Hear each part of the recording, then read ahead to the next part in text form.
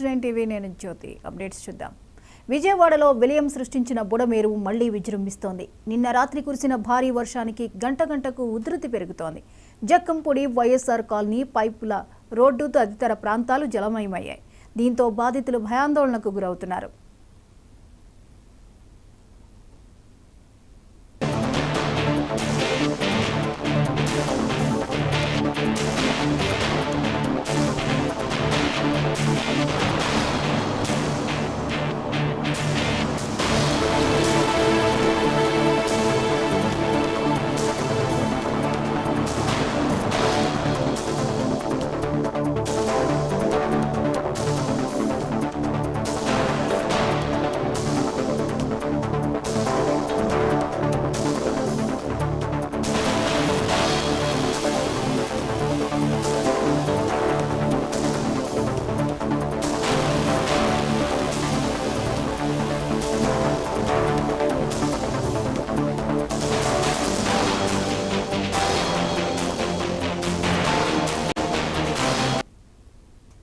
విజయవాడలో విలయం సృష్టించిన బుడమేరు మళ్లీ విజృంభించింది.